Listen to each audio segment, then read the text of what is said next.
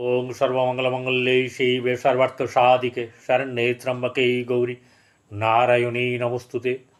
सृष्टिस्थितिविनाशानां शक्तिभूते सनातनी गुणाश्रय गुणमये नारायणी नमोस्तुते। जय बड़ मायर जय, जय महादेवी महामायर जय। प्रत्येकेर जीवन सुंदर और आनंदमय होक, प्रत्येके सुखे खुशिते शांतिते एवं दूधे भाते थाकुन। श्री श्री पद्मावती मा एवं बड़ मायेर निकट এই প্রার্থনা করি। আপনারা দেখছেন জ্যোতিষাচার্য পরিতোষদের এই জ্যোতিষ চ্যানেল, যেখানে শুধুমাত্র গোচর সম্পর্কে অবহিত করা হয় বা আলোচনা করা হয়। গোচর ব্যাপারটা হচ্ছে গিয়ে বর্তমান সময়ে এই আকাশে যে যে গ্রহ যেভাবে অবস্থান করছে, আরও ভালো করে বললে রাশিচক্রে যে যে গ্রহ যে যেভাবে অবস্থান করছে, আপনার রাশির সাপেক্ষে সেই সেই গ্রহ যেখানে যেখানে বসে আছে সেই সেইভাবে কী ফল দিতে পারে তার নিয়ে আলোচনা করা হয়। এবং এখানে একটা ব্যাপার হচ্ছে গিয়ে আমি এটা করতে পারবো না, যেটা নয় সেটা বললাম, আর যেটা হবে না তা নিয়ে বেশ ঢাক পেটালাম, এরকম ব্যাপারগুলো কিন্তু এখানে হবে না। যেমন সিংহ রাশি, সিংহ রাশির প্রচুর মানুষ যারা এই ভিডিও চ্যানেল দেখেন তারা কিন্তু জানেন। যা বলবো মানে সামনে বলবো। এবারে এখানে ভালো বললাম, আপনার জন্মকুণ্ডলিতে খারাপ গ্রহ বসে থাকলে আমাকেই বলুন কিভাবে ফল দেবে সে। কেউ এমনও আছেন যার, দেখুন এগুলো তৈরি হয় আপনার জন্মকুণ্ডলী, আমার প্রত্যেক মানে আরও সবার যে জন্মকুণ্ডলী তৈরি হয় সেটা হচ্ছে প্রারব্ধ কর্মের ফলের ওপরে, এবং এই জন্মেও যা কর্ম হচ্ছে সেই অনুযায়ীও কিন্তু আগামী জন্মেও আপনার এই কর্মফল এই গ্রহচক্রের মাধ্যম দিয়ে বর্ণিত হবে। তাহলে যে যেমন কর্ম করবে সে তার ফল ভোগ করবে। এখানে কেউ কেউ কী করেন যে চলো লিখি, হ্যাঁ আমার মিলল না, কোনো দিন মেলে না, আরে ব্যাপারটাই তো সে বোঝে না। মেন ব্যাপার হচ্ছে গিয়ে এটা গোচর বিচার হচ্ছে, আপনার জন্মকুণ্ডলী হচ্ছে প্রধান, এই গোচর প্রধান নয়। আপনার জন্মকুণ্ডলী হচ্ছে সবচেয়ে প্রধান। মহাদশা অন্তর্দশা আছে, সে কি বলছে, সে পক্ষে না বিপক্ষে, কিভাবে আছে, কিভাবে ফল দিতে বলছে, গোচর কিন্তু সেইভাবেই ফল দেবে আপনাকে। বোঝা গেল? গোচরের এইখানেই কিন্তু মূল্য। জন্মকুণ্ডলিতে আপনার যে মহাদশা অন্তর্দশা প্রত্যন্ত দশা যেভাবে বলতে চাইবে সেইভাবে এই গোচর আপনাকে সেভাবে ফলদান করবে। এবার গোচর বিপক্ষে আছে তাহলে তো তখন দেবে না, গোচর যখন পক্ষে তখন দেবে। এরকম নানা কিছু আছে। চলুন সিংহ রাশির জাতক জাতিকাদের এই ভাদ্র মাস কেমন যাবে। ভাদ্র মাস 18ই অগাস্ট থেকে শুরু করে 17ই সেপ্টেম্বর অর্থাৎ 31 দিনের এখানে রাশিফল বলুন বা গোচর ফল বলুন এখানে বর্ণিত হবে। প্রথম কথা বলে দিই কোন কোন সময়ে আগে তিতা পাছে মিঠা, এটা আমার পিতা বলতেন, তাই আগে খারাপের ব্যাপারটা একটু বলি। চন্দ্র যখন আপনার রাশি থেকে সিংহ রাশি থেকে চতুর্থে থাকবে, চতুর্থে মানে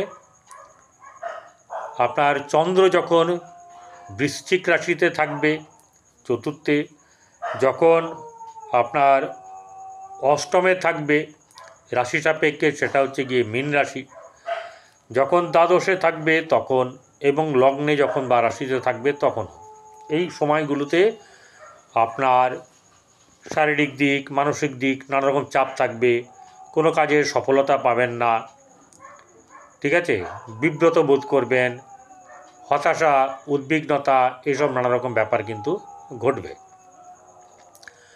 এবারে আরেকটা ব্যাপার হচ্ছে গিয়ে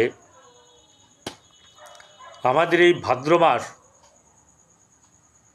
আমরা শুভ বলি না, ঠিক আছে, কিন্তু ভাদ্র মাসেও কিন্তু বেশ কিছু অনুষ্ঠান পূজা থাকে।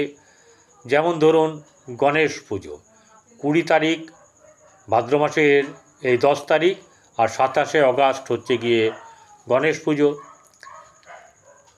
12 তারিখ ভাদ্র মাসের 12 তারিখ, ইংরেজির 29 তারিখে হচ্ছে মন্থন ষষ্ঠী বা চাপড়া ষষ্ঠী। 14ই ভাদ্র 31শে অগাস্ট হচ্ছে রাধা অষ্টমী। এর পরের অষ্টমী যেটা এই শুক্লপক্ষে, সেটা হচ্ছে গিয়ে আপনার মহা অষ্টমী। 22শে ভাদ্র 7ই সেপ্টেম্বর পূর্ণ চন্দ্রগ্রহণ। ঠিক আছে, 22শে ভাদ্র 7 সেপ্টেম্বর পূর্ণ চন্দ্রগ্রহণ ভারতবর্ষে দেখা যাবে। 31শে ভাদ্র 17ই সেপ্টেম্বর অর্থাৎ সংক্রান্তির দিন মা মনসা দেবীর পুজো বা শ্রী শ্রী পদ্মাবতী মায়ের পুজো এবং বিশ্বকর্মা পুজো। ওকে, এবারে কোন কোন গ্রহ কোন কোনভাবে অবস্থান করছে সেটা একবার জানিয়ে দিই। মেষ রাশি ফাঁকা, বৃষ রাশিতে চন্দ্র, পরে আপনার সেই চন্দ্র চলে যাবে মিথুন রাশিতে। মিথুনে বসে বৃহস্পতি এবং শুক্র। বুধ বসে আছে কোথায়? বুধ বসে আছে কর্কটে। রবি এবং কেতু আপনার সিংহ রাশিতে, রবি চলে গেছে নিজের ঘরে। মঙ্গল কন্যা রাশিতে, এরপরে তুলা, বৃশ্চিক, ধনু, মকর ফাঁকা। অর্থাৎ এই সময় কিন্তু মঙ্গল ভঙ্গ কালসর্প যোগ চলছে, আপনার একার নয়, সকলেরই।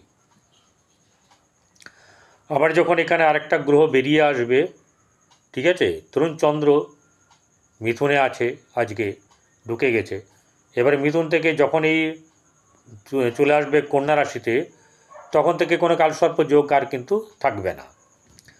আচ্ছা, এবারে রবি সিংহ রাশিতেই অবস্থান করবে এই মাসটা।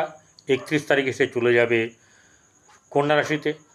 চন্দ্র 1 ভাদ্র অর্থাৎ 18ই আগস্ট বৃষ রাশিতে, সিংহ রাশিতে থেকে 2:51 সে চলে যাবে মিথুনে, এবং মিথুনে ওই থেকে যাত্রা শুরু করে 31শে ভাদ্র অর্থাৎ 17ই সেপ্টেম্বর কর্কট রাশিতে পুনর্বসু নক্ষত্রে তার 31 দিনের যাত্রাপথ সমাপ্ত করবে।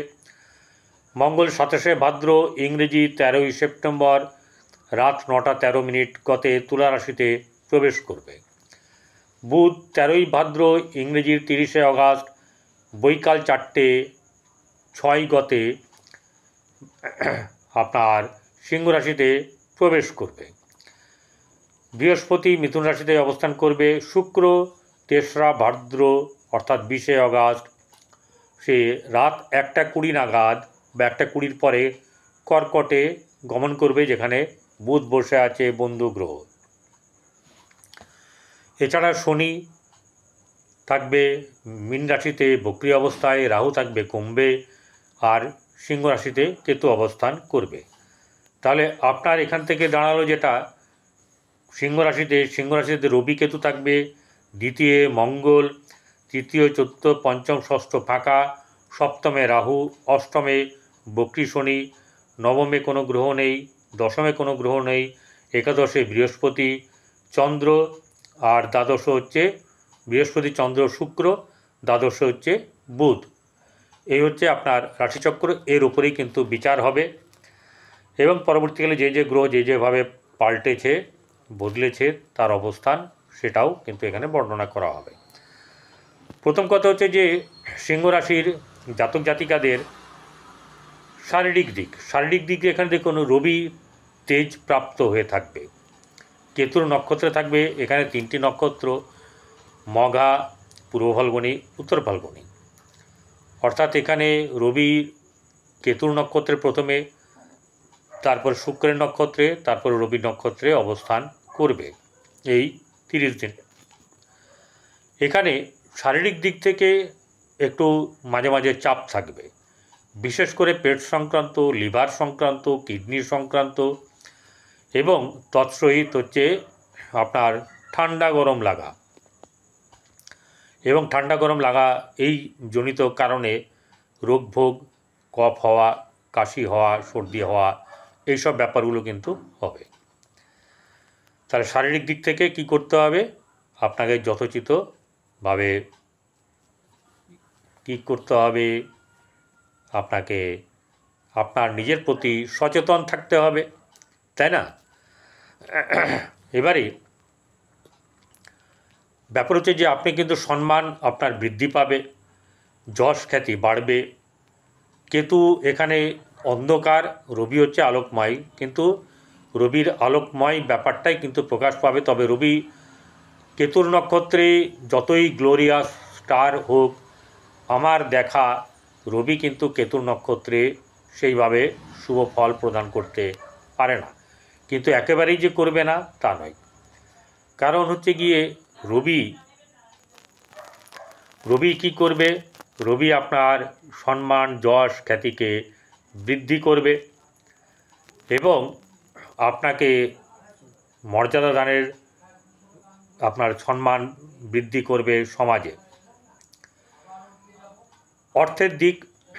অর্থের দিকটা কীরকম, এখানে অর্থের দিক হচ্ছে গিয়ে আপনার মঙ্গল বসে আছে, যে মঙ্গল কিন্তু রাজ্যকারক গ্রহ, কিন্তু একটা ব্যাপার হচ্ছে গিয়ে গোচরে যে গ্রহ যেখানে অবস্থান করবে সেখানে সেটাই থাকবে।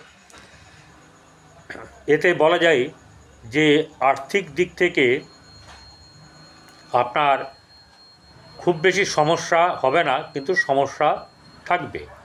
অর্থাৎ এটা বলা যেতে পারে যে আপনার খরচ খরচা বৃদ্ধি পাবে, মাঝে মাঝে কিন্তু ধার হওয়ার সম্ভাবনাও থাকবে। কেন আমি দ্বিতীয় ঘর বলছি আবার ধারের ব্যাপার বলছি, কেন? কারণ হচ্ছে গিয়ে আপনি হচ্ছেন কর্তব্যপরায়ণ, কারোর দুঃখ কষ্ট দেখলে বা প্রতি প্রয়োজন পড়লে আপনি নিজের টাকাও বার করে দেন, প্রয়োজনে ধারও করেন, এবং সেটা কিন্তু জনস্বার্থে, নিজের স্বার্থে নয়। সেই জন্যই আমি এই কথাটা বললাম। এবারে ভাই বোনদের যে ব্যাপার, ভাই বোনদের ব্যাপারে মধ্যম শুভ যাবে বা মধ্যম শুভ থেকে ভালোও যাবে। গৃহে চাপানুতোর থাকবে, গৃহে চাপানুতোর কিন্তু থাকবে, কিন্তু খারাপ খুব হবে এরকম ব্যাপারটা নয়। মাঝে মধ্যে তো থাকে, ঘরে কেউ একজন এমন কেউ থাকে, সবচেয়ে দেখবেন বেশিরভাগ ক্ষেত্রে এরকম যদি অনেকগুলো ভাই বোন থাকে, সেক্ষেত্রে মানে 2-3 জন যদি থাকে বা 3-4 জন যদি থাকে, সেক্ষেত্রে কেউ না কেউ আপনার পেছনে লাগবে বা আপনাকে পছন্দ করবে না, ঠিক আছে? এইবারে চলে আসবো হচ্ছে গিয়ে গৃহে, যেখানে আপনার নিজের ঘর, সেখানে বন্ধুবান্ধব আসার সম্ভাবনা, বন্ধুবান্ধবের সঙ্গে খ্যাতি বাড়া বা আপনাদের সঙ্গে সম্পর্ক মধ্যম শুভভাব ধীরে ধীরে বাড়বে। এরকম হবে না যে খুব বেড়ে গেল, কিন্তু মধ্যম শুভ হবে, এরকমই ব্যাপারটা হবে। সন্তানের দিক থেকে আপনার শুভ, সন্তানেরকে নিয়ে আনন্দ লাভ, সন্তানকে নিয়ে কৃতিত্বর যে ব্যাপার সেটা সকলের সামনে সঙ্গে শেয়ার করা, এইসব ব্যাপারগুলো ঘটবে। সন্তানের সমস্ত কিছু দিক থেকে প্রায় শুভই যাবে। বিশেষ করে এমন কারো থাকতে পারে যার যে বিবাহযোগ্য মানে সন্তান বা সন্ততি বিবাহযোগ্যা, তাদের কারোর বিবাহ হওয়ার সম্ভাবনাও থাকবে। আচ্ছা, আপনার শত্রু যদি থেকে থাকে, সেই শত্রু পীড়িত হবে বা দমন হবে। আপনার ধার শোধ, ঋণ শোধ হওয়ার একটা ব্যাপার থাকবে, ঠিক আছে? বিশেষ করে 20 তারিখের পর থেকে, ঠিক আছে, 20 অগাস্টের পর থেকে যেন এই ব্যাপারটা আপনার একটু একটু বাড়বে। এবারে যেটা হচ্ছে মেন ব্যাপার, আপনার যে কর্ম সেটা ব্যবসা অথবা চাকুরি। তাই ব্যবসা বা স্বাধীন পেশাতে যারা নিজেরা নিযুক্ত আছেন, তাদের ক্ষেত্রে কিন্তু কম বেশি লাভ হবে, ঠিক আছে? কম বেশি লাভ হবে। এবার জন্মকুণ্ডলী অনুযায়ী ব্যাপারটা ঘটবে। এখানে মোটামুটি দেখা যায় কখনো খুব লাভ, আবার কখনো গালে হাত দিয়েও বসে থাকতে হবে, এরকম একটা ব্যাপার কিন্তু এখানে দেখা যাচ্ছে। কিন্তু একটা ব্যাপার হচ্ছে যে আপনাদের ব্যবসা ক্ষতির ব্যাপার হবে না, যেহেতু এখানে বৃহস্পতির দৃষ্টি রয়ে গেছে, বৃহস্পতি বিশেষ সহায়ক হিসাবে এখানে আপনার কাজে দেবে, কারণ বৃহস্পতির দৃষ্টি অমৃত সম।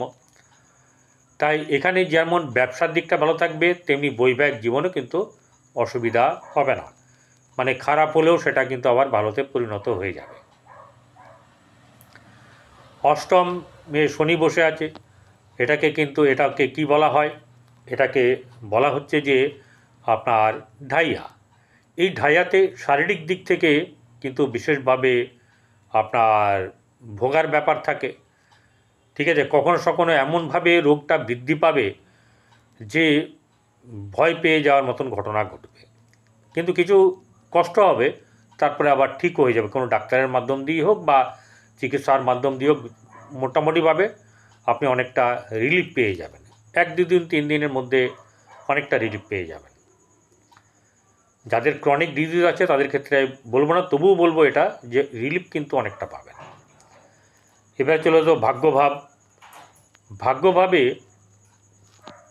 এখানে একটা ঘটনা আছে, ভাগ্যভাবে মঙ্গলের দৃষ্টি আছে আপনার 12 তারিখ পর্যন্ত। 13 তারিখে মঙ্গল যখন চলে আসছে তুলা রাশিতে, তখন সরাসরি ভাগ্যভাবে দৃষ্টি দেবে।